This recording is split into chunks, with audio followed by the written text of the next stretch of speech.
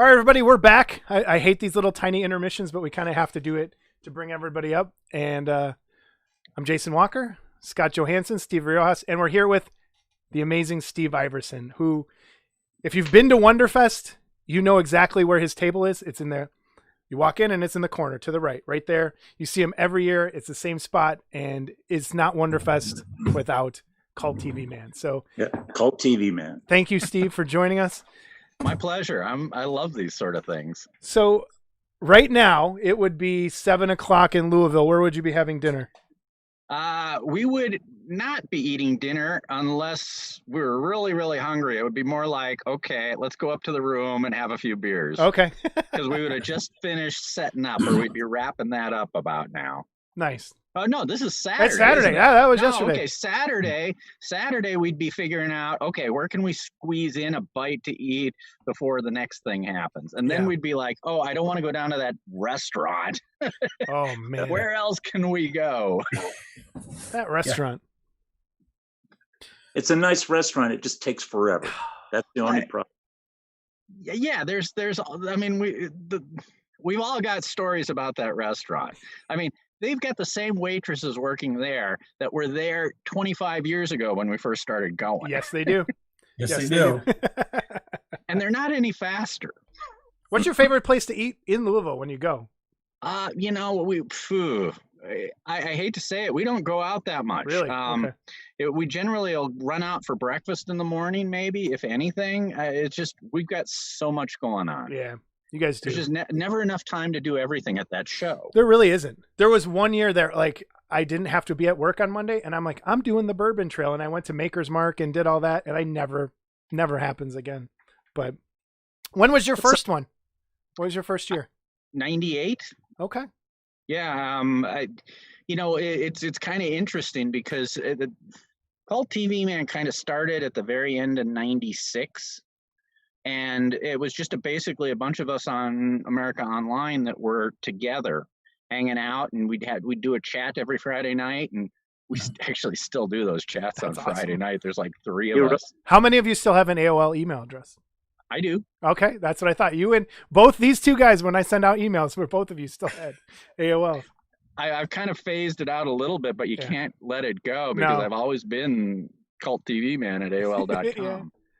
I mean, that's how I got the name too, because I had to come up with a name, and I'm like, Cult TV Fan, and it's like, oh no, how about Cult TV Man?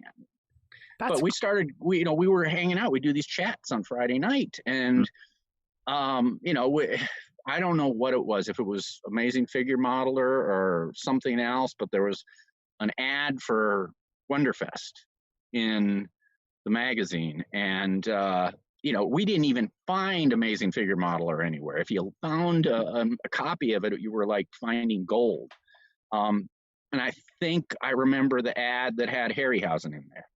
Geez, they got a show with Harryhausen? We got to go to that. So that's what a bunch of us decided in the chat room that we would do, is let's all get together at Wonderfest. And we kind of, maybe 15, 20 of us, literally from all over the country, all in Canada, just all came and got together. First time most of us met each other.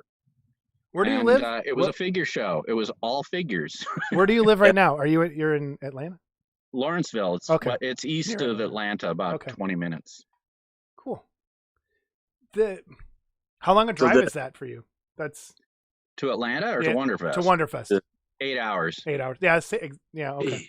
Depends on how many times you stop, how many times you have to go to the bathroom.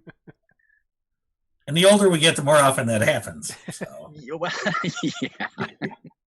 Yeah, I've gotten to the point where if I'm driving by myself, I can get there almost straight through. But if I got somebody with me, forget it. Was that your first show as a dealer? When were you actually there as Cult TV Man? Probably the year after that, because we started doing videos.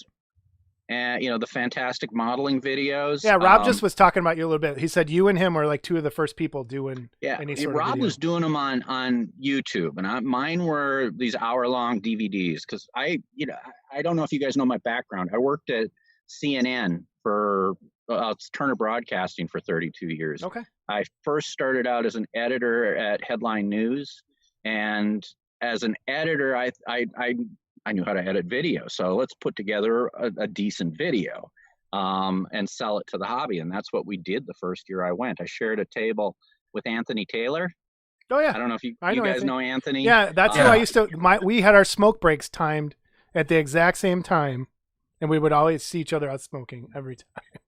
Yeah, so Anthony and I shared a table that first year, selling videos, and he was selling a few kits here and there. And I think he did some T-shirts because he was working in a T-shirt printing place at that point. Cool. And how'd it So go just that kinda first year? Snowballed. Yeah, with that first year, was it like, oh my god, this is the best? I got to come back, or The first year we went, it was just fascinating. It's mind numbing. You go in there and you see all these model kits, and it's everything you probably ever wanted and more. Because you could go there and there'd be guys with selling Aurora kits, and at that point, Aurora kits, monster kits were almost impossible to get. Right. And so you could walk around that room and you could find all these rare kits and then the resin stuff. Remember Friday nights, Janice would have that Lizard Lounge meet and greet thing. They'd sponsor that. Yep. They'd be showing off their kits. And I'd go in there and I was maybe making $18,000, $20,000 a year, which was nothing back then. And I'd go into there and there'd be these $300-$400 model kits. And I'd be going, oh, I want. And, that was just an amazing thing to go in and see. And then walking around the dealer's room, there was stuff that you never dreamed there'd be. Like we were talking about Ed Baukley just a little bit, selling the little resin heads to go on the Aurora monsters. To me, that was ingenious. Yeah. And you could pick them up for 10 or 15 bucks. And then you'd go around, you see some of these other guys, they'd have lunar models kits, which to me, lunar models were just this thing that you could never dream of. You could never afford. Again, they were $100, $200 kits, but it was stuff that you always wanted to build and wanted to have. And that to me was what sucked you in at Wonderfest. Plus meeting people and the friends. I've made friends thanks to Wonderfest that have been dear friends of mine for the last 25 years. Absolutely. You mentioned Ed a little bit. How did you meet Ed? How can you avoid Ed? It's funny because you said this in our thing. If you went to the early days of Wonderfest, you could not miss Ed Baukley. You couldn't. Nope. There was no way. You knew who he was. He would sit out in the lobby of the hotel, and he'd have that couch all to himself, and he'd be just spouting off everything. And he didn't like this, or he thought this was great. He didn't hold back on anything. And it's like you can't avoid Ed. And I think my table that first year was next to his or near his, and I think that's kind of how we maybe hit it off. I don't know. Maybe it's one side. Maybe he hates me. I don't know. We'll have to find out. Hold on, I'll call him. No, I'm just kidding. Pull him up. Our special guest. No. say hi to him for me. Awesome. Oh, How God. has Wonderfest changed since you've been going?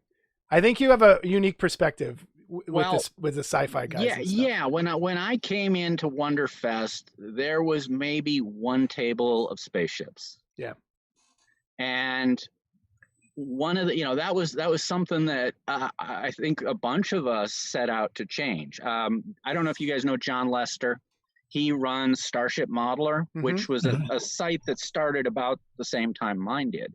And, between the two of us, we kind of like, well, let's really bring a bunch of people to Wonderfest. And so that was where you saw this influx of sci-fi guys. Do you know, year? Can you pinpoint a year? What year that was? Well, my first year was 98, so I think it might have been 99. The first year I was there was the last year they had the models down the middle. Mm-hmm. And wait, let's stop right there. For people who don't know, the contest used to be in the center of the dealer's room. Like it was right down the center, and so you had to kind of walk around it, and you would see everyone's kits and entries right there. Yeah. Anyway, and I want to add too that vehicles were not, when you had the model contest and it was in the room, it was just a small, maybe one table or 2 tables of vehicles back then when it first started. Yeah. To what it has turned into now, And the second year we were there, that's when they broke the model contest off to other rooms because the dealer's room was getting too big and the model show was too big. And I got looped in to judge the sci-fi. John Lester and myself, and Carol Bauman. Okay. Basically judged the 2 or 3 tables of science fiction stuff at that point, which was a lifetime ago. That must have been 1999, maybe 2000. Yeah, it had to have been 99. Yeah, I think seems about right. Do you like the changes? Like, how does it feel? Like when you see how different it is now versus then? Here's the thing that a lot of people don't comprehend. Change is inevitable. And you can't go back to 1998 and say, oh, I wish it was just like it was then. I mean, back then you didn't have an internet like we have today. You didn't have mass communications. Remember, you had to pay for long distance back then. There was no video conferencing. There was, you had dial-up connections. So the world changes around us. The economy has changed. You don't have hobby shops like you used to have. Every city had 2 or 3, maybe 10 or 15. Atlanta had maybe 20 when I moved here. I think there might be 3 now. And, it's part of the changes happen because the way we do business has changed. A hobby shop can't have shelves full of kits that just sit there. You have to turn over inventory. So your business model has to change. You have to compete now with things like eBay and Amazon.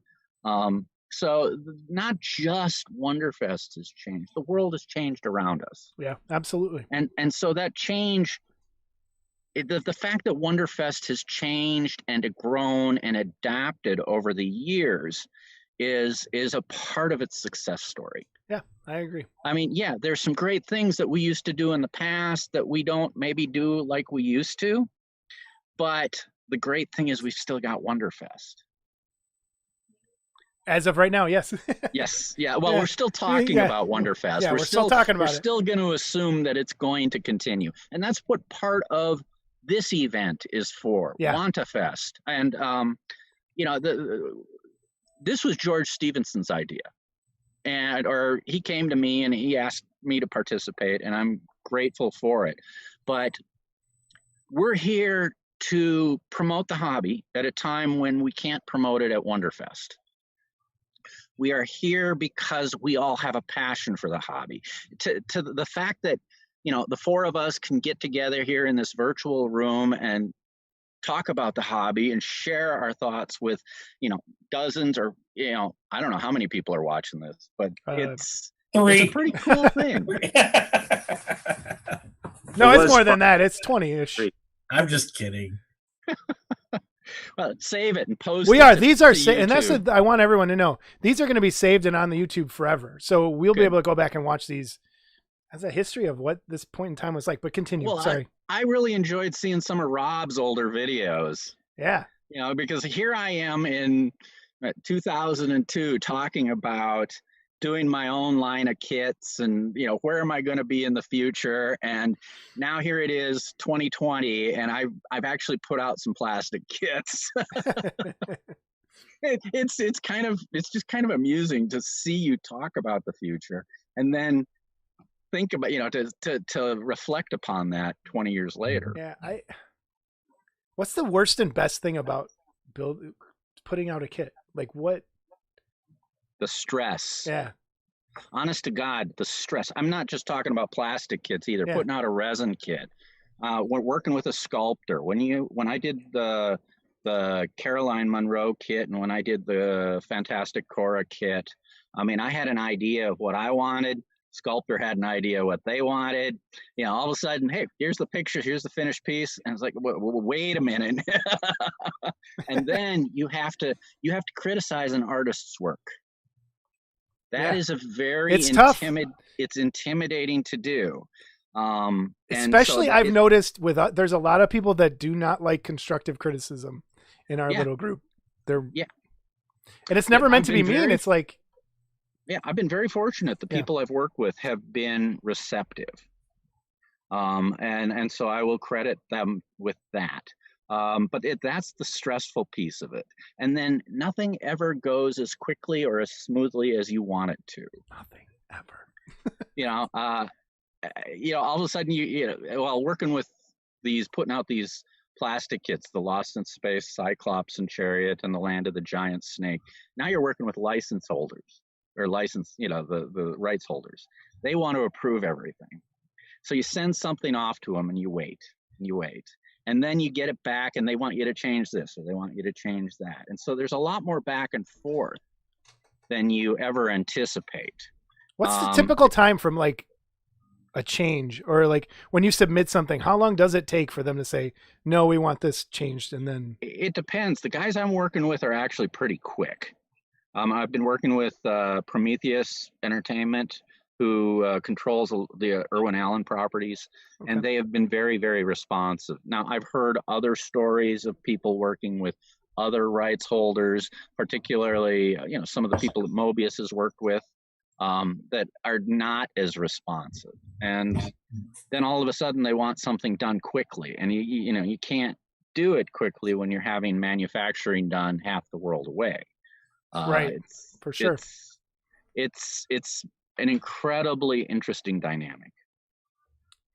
People that are chatting, if you have any questions while we're going, we are kind of monitoring that. Scott Johansson is supposed to be looking at the Facebook feed. I'm looking at the YouTube feed. So if you do have any questions for Steve at any point, Crazy Joe just says, "Preach it, Colt, preach it." So, Oh, how many? I wonder how many Crazy drinks Joe he stories has. too. Oh, let's go. Let him out. Well, he'll be on later. So He's if you want to later. come back in, I'll gladly bow out. Well, So- here's a quick Crazy Joe story. And Go ahead. This is not a bad Crazy Joe story. Joe, I met Joe here at one of the Atlanta model shows, probably 20 years ago. And Joe has always been a larger than life character. And back then he was doing dinosaurs, and he does the most incredible dinosaurs. And I was one of the judges of Joe's dinosaurs that year. And so we, you're looking at these things and you're trying to figure, when this is an IPMS show too, by the way. So you're looking at these things under a microscope. What makes this one better than that? You got to choose, gold, silver, bronze. And so Joe's were the best dinosaurs there. And we gave one a gold and one a silver. And we're packing up and we're getting ready to go home. And Joe comes running across the parking lot screaming at me, "Why did you give this one a gold and not that one a gold?" It's like, he was splitting hairs. He thought the one we gave silver to should have gotten the gold, and the one that got the gold should have gotten the silver. So he should just go Like running on his little legs. That's funny. Oh man, That was one of my first get to know Crazy Joe. Steve Rio has plenty of Crazy Joe stories, but we'll hold those for later. They're not good ones. No, that's why we're going to hold them for later. Because he already said he's going to try and bust your ball. So I'm like, all right, you want to try, Joe? Go ahead. It'll be fun. I'm going to watch that one. Yeah, it'll be good. Someone just asked, how long for Disco Prize? Oh, the new Enterprise, the 1/1000th Enterprise that's coming from Polar Lights. It is supposed to be June. Okay. Now, let me explain a little bit about this. The way these things work. They say June. That's their target date. That means it's going to leave China. It's going to get to the U.S. And if all goes well, it will be shipped out and ready to go by June. Now, let me explain a couple of things. China. Things do not always leave China at the time you expect them to leave China. It's just the way things go. You're coming from a factory, you're getting put on a container, getting put on a ship. You got to go through checkout and everything else. And so then you've got 2-3 weeks on the ocean coming over to a port. Yeah. Something gets to a port. Usually those ships get unloaded very quickly. Usually. Right now we've got the virus. So there's a backlog of stuff coming in from China. So I don't know how quickly things Yeah, are I saw getting. a picture of like 50 freight ships just sitting there waiting. Yeah, so there is a backlog coming into the country. That question Then was you've from got- John Morrell, by the way. I just want to get his name out there. Okay, well, then you've got customs. So right now, the last shipment I heard from, and this is not just this shipment, this happens frequently. Customs puts a hold on something occasionally. They want to inspect it, make sure you're not bringing anything wrong. Well, that happened to a recent shipment for round 2. That adds a delay. It could be 2 days, it could be 2 weeks. There was one time one of the Mobius model shipments was delayed 2 or 3 weeks in customs. So June suddenly becomes July. Right. Well, then it gets into the country and it goes to the distribution center. Then it has to go on a truck and get shipped all the way across the country to me. And hopefully nothing goes wrong there. I could tell you stories about that. So when they say June, it doesn't always necessarily mean June. And so I'm always hesitant to say, oh, you know, people, when's the release date for this kit? And you can't say, oh, June 15th, because it isn't. There is no such thing as a release date. It's how quickly can they get it to you. Yeah, I've Steve. noticed. Go ahead. Sorry. Oh, how big is 1/1000th? Well, that's another story. This is an 18-inch kit, okay? They're calling it 1/1000th. Now, just to compare it to the original AMT kit, that was 18 inches, but they called it 1/650. But they're supposed to be the same ship. So scale's kind of relative when you're talking about spaceships. Okay. What happened was that when CBS created Star Trek Discovery, they sort of rescaled the ships to make them bigger than what they were originally envisioned. But now here's the kicker. In the original Star Trek series, they never said how big those ships were.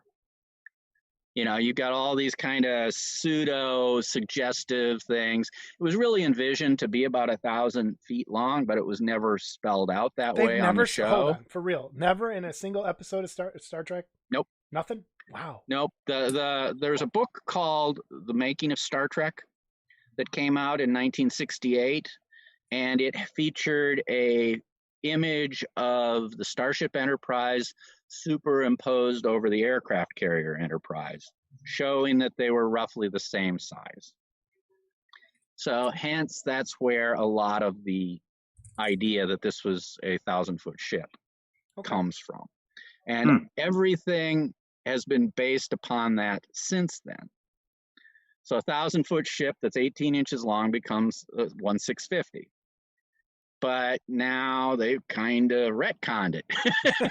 So I keep thinking I need to write a whole little thing about scale relativity. That would help. Another question, and this is for everybody, kind of. This is from Harry Anderson. I have a question for everyone. Why do you suppose no one has done a line of new Aurora-inspired monster kits?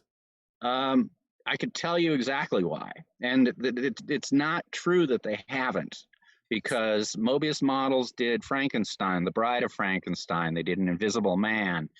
They did the Creature from the Black Lagoon. Why don't you see more of it? There are 2 pretty good reasons. One is licensing. Universal Studios has to want to give you a license. So that there's always a challenge. And the problem with movie studios is they are constantly changing what they want to license, what they require to license. It's like the Nautilus from 20,000 Leagues Under the Sea. People would love to see a plastic model kit of that, but Disney wants so much money, you could never sell enough of them. Yeah. The other thing is how many people are actually buying and building these things. And it's not nearly as many as you think. For the fact that we still get an occasional figure kit is pretty amazing, because the sales numbers are not huge. What is a huge sales number? Like, if you sold 10,000 of something, that would be very, very large.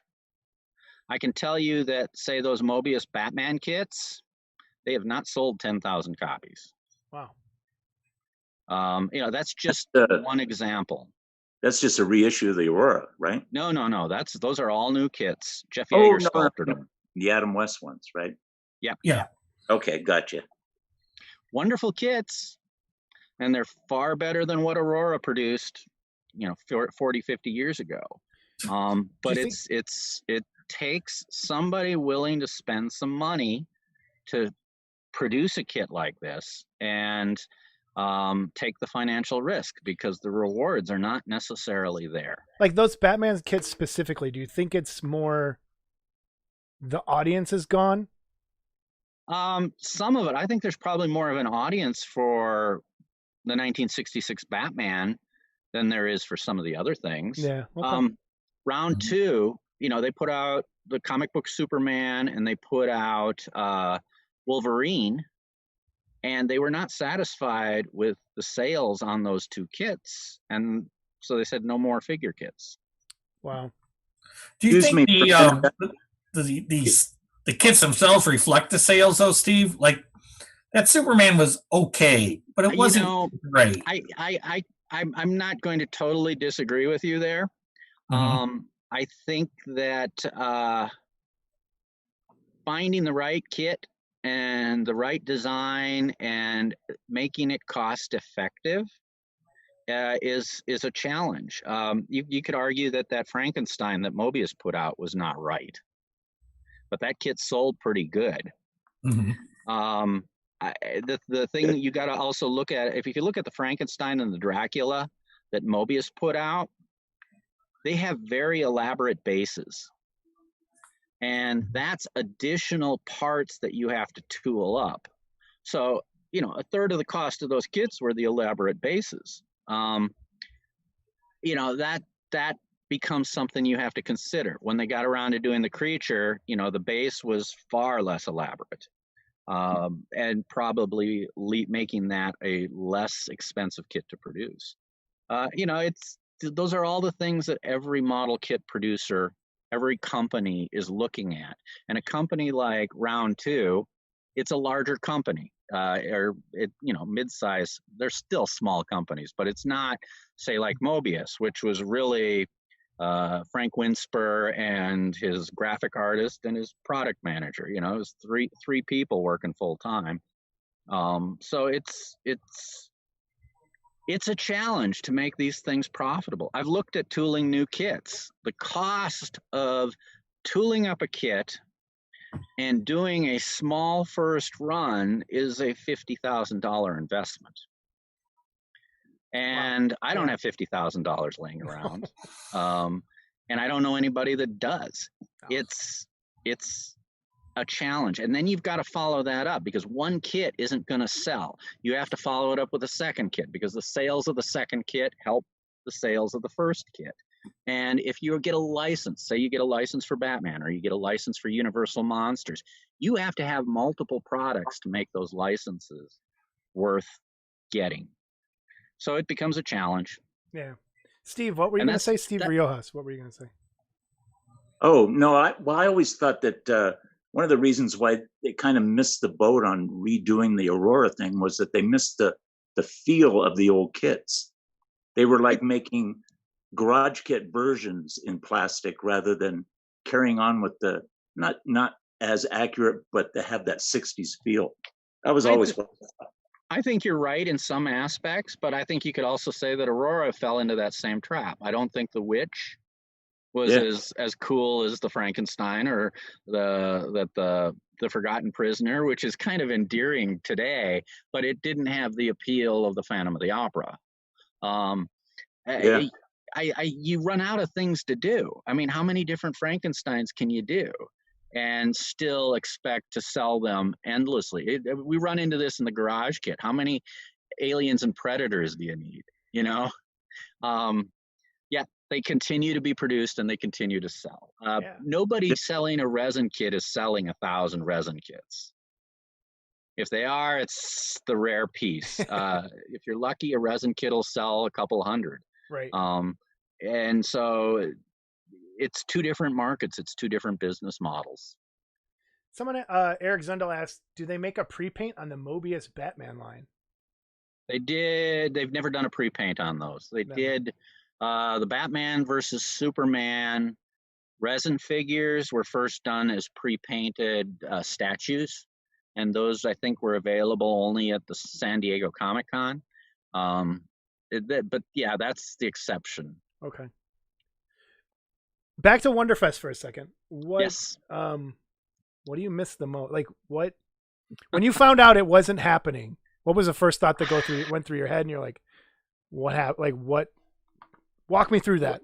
Wonderfest. I have this term for Wonderfest, the experience of Wonderfest. I call it the Wonderfest blur, because you spend a week or two getting ready for the show. And it's a 2-week project, just getting ready for the show. You get there on Thursday.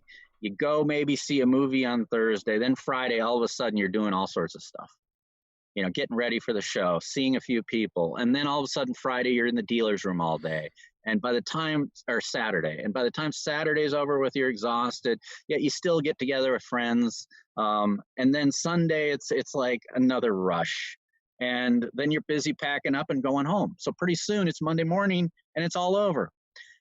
And it's one huge adrenaline rush. It is, yep. And I started a week or two ago, like, what's missing here? What am I not feeling? And so I'm missing that. And then I'm missing my friends. I mean, I run a suite up there at the show. We watch movies, we get together, a bunch of me and my friends, and I miss seeing people. I miss the guys I get to see once a year, because that's what we came together for, was to see each other. You know, yeah, it's cool to go there and sell some stuff, but the great thing about Wonderfest is the friends that you have built upon, the friends that you see. You know, the Wonderfest blur, it affects everything, but it's nice to see somebody once a year. You don't get to have these incredible conversations. Like, I mean, Steve Riojas and I, it's like, hey, Steve, how you doing, Steve? Scott, how you doing? It's, you know, that's the nature of some of the conversations you have, but it's a face-to-face reality that we don't get anywhere else. No, we don't. There's also, I mean, I think everyone talks about it. It's that crash on Monday too. When you get back to your normal life of, oh shit, I'm not going to see these guys for another year. And then you're, you know, alone again. And the drive home, you know, getting in that car for that 8-hour drive, and it's like, I got to drive home. Yeah. Oh, awesome. Yeah, we used to call it the Wonderfest depression. Yeah. Yeah. Well, that's a good way to put it. It's you get there on the adrenaline. So like you said, the 8 hours, it's 4.5 hours for me. And I never like sit here and think about the drives that I've had there where I go, oh, that was grueling. You know, and I've driven in pouring rain the whole way. But sometimes coming home, I'm like, Jesus Christ, is this ever going to end? And it's like, it's the same time both ways, but it just drags. So yeah, but you know, one of the cool things about Wonderfest is, even though you see people fleetingly, you develop friendships, and you don't just see these people at Wonderfest. You know, I did a show. The last show I did was a IPMS show up in Indiana. And that was early March, maybe the first weekend in March before everything shut down. But I got to go up there, and there was Dave Hodge and Lee Staten, you know, and a few other people I know from Wonderfest. So it's like we cross paths throughout the year. And when you go to another show like an IPMS show, and you see some of these guys like Lee and Dave and George, and you can sit and you can catch up. You can talk with them. Yeah. Last fall, Dave Hodge was in town in Atlanta for something totally unrelated to models, but it's like, hey, Steve, let's get some dinner, you know? Yeah. So you have built these friendships that endure outside of Wonderfest. Just in the YouTube chat, John Morrill said, Wonderfest is the exact opposite of Galacticon. A few years ago in Seattle, Steve and Frank W. were there. I don't know what that means. It was Galacticon. That was one of those mistakes. You know, every once in a while you have a show that just doesn't pan out. It was a Battlestar Galactica show, and all the Galactica people were supposed to be at it. And Some of the Lost in Space people were going to be there. And so Frank Winsper, who owned Mobius at the time and had the Galactica kits, thought that it would be a good opportunity to go out there. So, we shipped a bunch of stuff out there, and we flew out there. And the week before the show was supposed to happen, they ran out of money, and all the guests started canceling. And so you get there and there's nobody there, and there's nothing going on. So we just basically sat there and twiddled our thumbs all weekend. But the cool thing was, Richard Hatch from Battlestar Galactica was there. Marta Kristen. It was kind of fun to see these people and not be Wonderfest crazy. I actually went to dinner with Marta and her husband that weekend, which is not something I get to do, at a show like Wonderfest. Right. Rick Kinser says, Steve, is Wonder Woman still in the works? Yes, I thought Wonder it was Woman canceled, is, but then back on the list. The virus kind of threw a wrench into things. The fact that Mobius was sold to Larry and Tom, who own Pegasus Hobbies, put a delay on a lot of things. Wonder Woman should have been out a year ago. But, things happen, stuff gets delayed. Larry at Pegasus Hobbies, and the new owner of Mobius, is got Wonder Woman, Batgirl, both of those are in the works. I know the sculpt was tweaked a little bit, or there were some adjustments to that. Actually, what I was last told is they were waiting on further approvals from Warner Brothers. Okay. So as soon as that happens, it's ready to go to tooling, and then it should be out quick. Batgirl is a little further behind, so hopefully we'll have Wonder Woman this fall, maybe, and Batgirl end of the year if things go well, or who knows. Again, it's all about the licensing and the approvals and the manufacturing process, but they are moving forward with both of those kids. Gotcha. Blaposphere said, Wonderfest starts for me when the road trip begins. I completely agree with that, because I'm a teacher, and it always ends up falling on the last day of school or the weekend right before, and I'm ready to be done. And when it's time, I get in the car and drive alone for 5 hours. What is it? And it's the best. I look forward to that every year, and now not having it, it's ugh. There's a gap. There's a gap for all of us. And I'm kind of grateful for George Stevenson for coming up with this little event. It's kind of, it's not Wonderfest, no, but it gives us something to do. It promotes the hobby. And I wouldn't be sitting here talking with you guys if it weren't for Wonderfest. Yeah. It's funny, the way it worked out for us, we've been talking about doing this. So we've been doing our little model club contest in the back room there at Wonderfest for a while. And we've been wanting to do sort of a podcast thing for a while. And right before George announced his thing, we had thought about doing this live stream. And then we saw, Steve, how did it go down? You talked to George first, or? You just said, you have any ideas? And I go, yeah, we'll just do this. We'll do interviews so he goes, all right, that's great. Yeah. So that's how we got involved. And so we're hoping this keeps going for us. I would encourage you to keep it going, because this is part of the future. One of the things Rob Mattson really kind of paved the way for a lot of us with his YouTube videos. And his are nice and professionally done, and a little bit of pizzazz to them. Most of what you see on YouTube is excruciating to watch. And now we've got some better tools. You've got this chat room. This is something that didn't exist 6 months ago.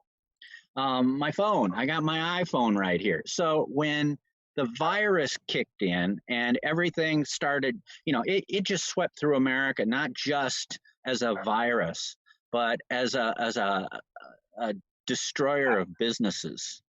And my response was, okay, what can I do to keep my business going? And what can I do to keep my customers engaged? And one of the things I did was, well, maybe I can shoot some quick videos. And I pulled out my phone, and there's this little program in there called iVideo, and it's got music built into it. It's got transitions built into it. I'm a guy who edited professionally for years.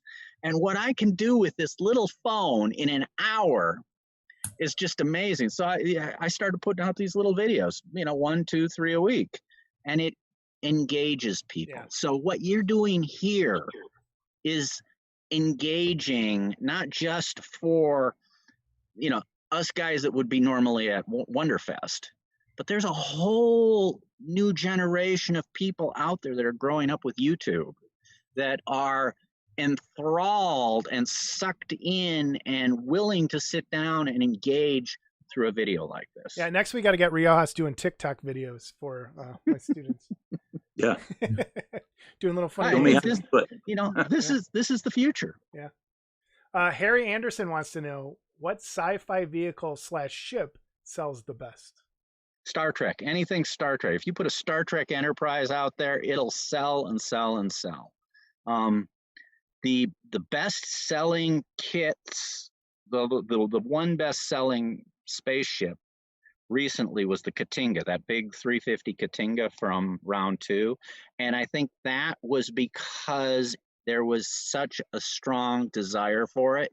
It was the kit that Polar Lights talked about doing and then decided that they weren't going to do well. Then Polar Lights was sold. This was 15 years ago. So it's been one of those kits that just everybody always wanted. And then they delivered on it. And this new Enterprise, as few people actually see Star Trek Discovery, this kit is going to be one of the top sci-fi kits that's come out. I've got more pre-orders for that than I had for that big 22-inch Space 1999 Eagle. Wow. So Star Trek, those are big. You would think that Star Wars would be more popular, but there aren't any jump out kits. There's good X-Wings out there, but they don't have the draw or the attachment that people have to an Enterprise. Dive into that for a second. Why do you think that is? That sounds crazy to me. But there's a couple of reasons. It's a different generation. Yeah, that's why I would think. I'm 57. I was 14 when Star Wars came out. The guys that build a lot of the guys that build Star Trek stuff are older than me and more passionate about it than I am. You get the guys that are younger than us, and they're more into Star Wars than they were into Star Trek, but they're not the model builders that our generation was. Yeah. So there is that. Now you got Bandai kits. There's 100 different Bandai Star Wars kits. I see those. Yeah. They were releasing one a month. That is a phenomenal amount of models. And not everything's an X-Wing. You got Luke Skywalker as a stormtrooper. One of the worst selling Star Wars kits that they put out. I thought it would have been better than that, but it wasn't. Half of them are figures, figure builders are one set of people, spaceship builders are another set of people. Yeah. They're snap kits, okay? There's a kind of a resistance to a snap kit. As intricate and as amazingly engineered as those models are, I've built a couple of those. Somebody's a snap kit, they don't want it. Eric Zundel wants to know, what are your thoughts on lighting kits with the model or have a company make them after the fact? Light kits, again, that's another sort of thing that is a challenge. I've got to credit Paul Newitt. I don't know if you guys know who Paul Newitt is. Paul Newitt is the guy that kind of inspired me as a model builder. When I was 12, 13, 14 years ago, he published a book called the Starfleet Assembly Manual. It was actually a series of 4 booklets, and in it, he addressed taking the AMT Enterprise and putting lights in it, which was something nobody was doing at the time.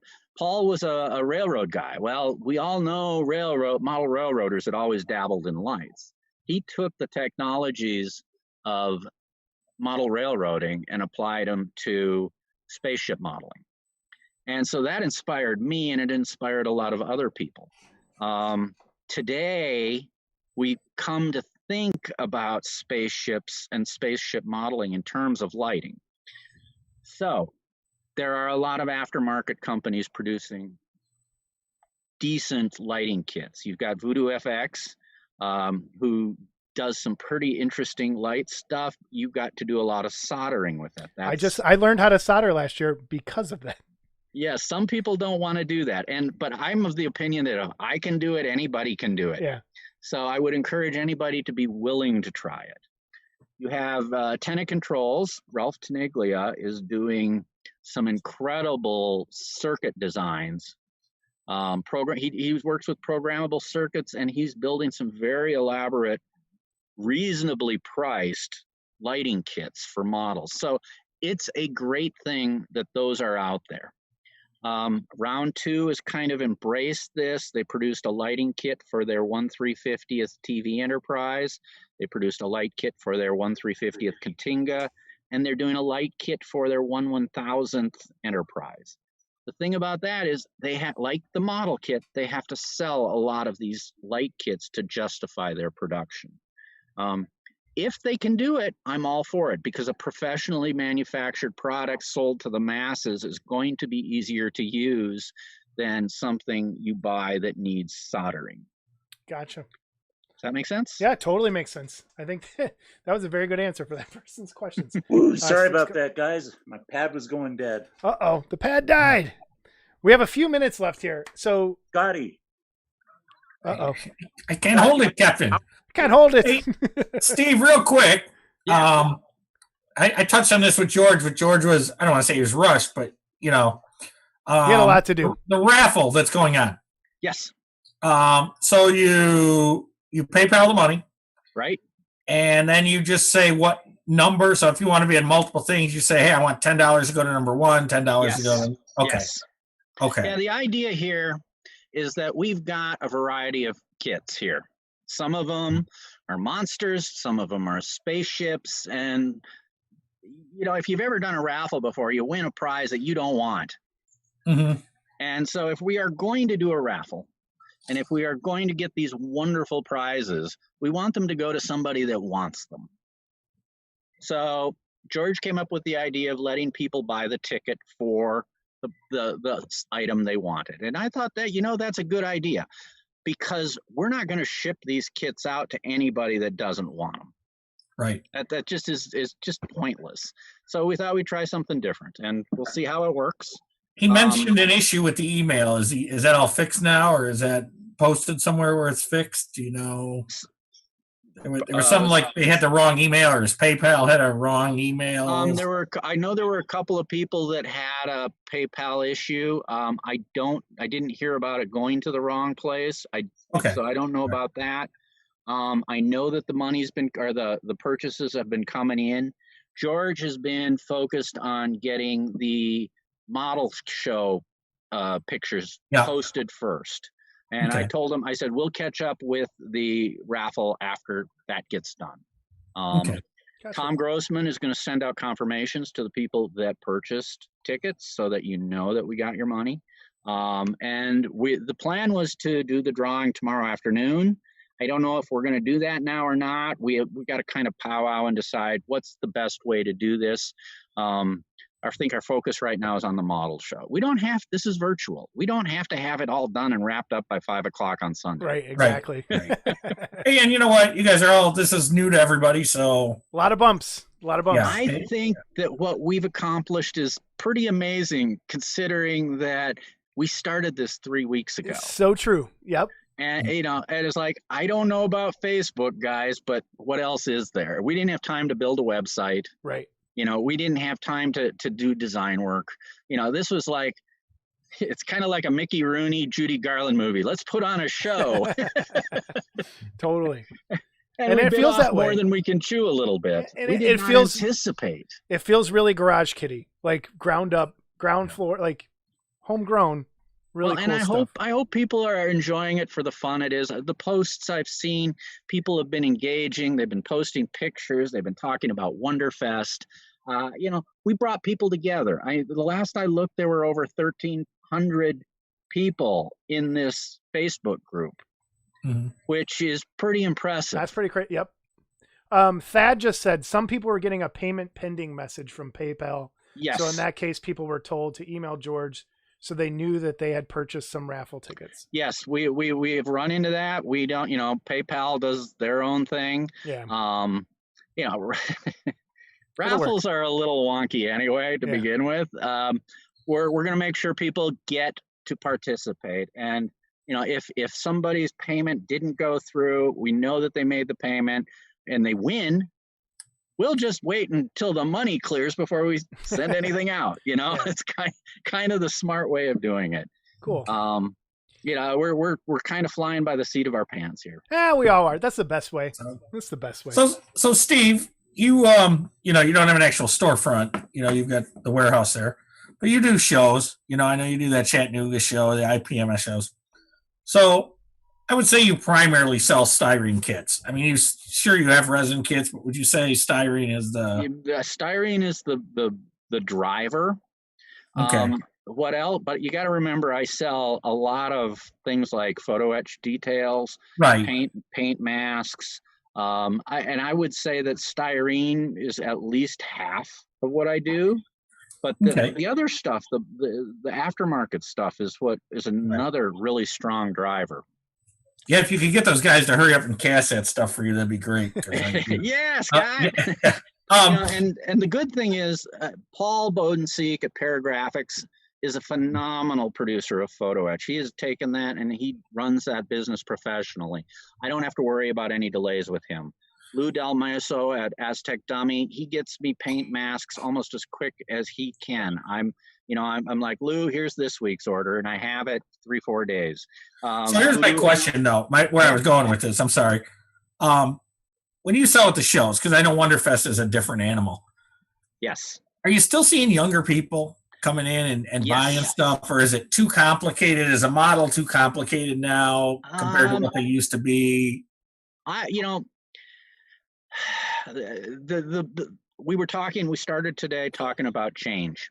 There is a change still going on in the hobby. I do IPMS shows, partly because IPMS, you think IPMS, you think military, but that generation is getting older and there are newer, younger people coming in. We're not talking 22-year-olds. We're talking 30, 40-year-old people. They're still younger than I am, so they're young people.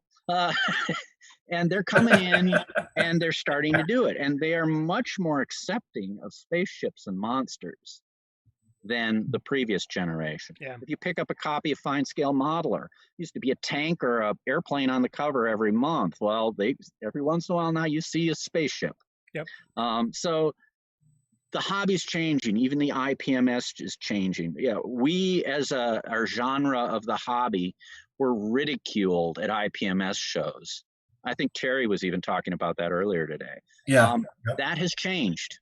That has changed a lot. And I have found that in the last couple of years, my sales at an IPMS show have started creeping up and escalating. And the people that buy from me at a show there also become customers of my website. So it isn't just about making $1,000 on a weekend in an IPMS show. It's about building my business as a whole. Cool. Okay. We're at the end. Steve, plug anything you need to plug. Your website, WannaFest, go. Real quick, this week we've got coming in from round 2, the 5th or the 7th and final Pirates kit. It used to be Pirates of the Caribbean when they were put out 20 years ago or 40 years ago. So that's going to be in stock this week. We've got, there's one other coming from round 2. I can't think of what it is right now. I got the latest Star Wars kit coming in this week from Bandai. It's 2 little X-Wings from The Rise of Skywalker. I am getting set, hopefully, to announce a 3rd plastic model kit from Doll and Hobby, the follow-up to the Land of the Giant Snake and the Lost in Space Cyclops and Chariot. Cool. So hopefully we will get that news out pretty quick. And if all goes well, I'll have a new plastic kit out by Wonderfest in October. That's awesome. Give the website. Website is Cult TV Man. And well, there's Cult TV Man and then culttvmanshop.com. Okay. The old site that's kind of a showcase where we show off pictures of models and news is culttvman.com. Where you buy your model kits is culttvmanshop.com. Awesome. Thank you so much for joining us. This has been good luck with the rest of everything. There's a lot of work still to do. Thanks for bringing me on. Ah, this has been great. Good seeing you, Steve. You're good seeing you too. Take care. all right, I'll be in touch this week, so I'll talk to you soon. that. Yeah, please do, because I need a kick in the ass. So, but I haven't forgot you. So, All right. Thanks.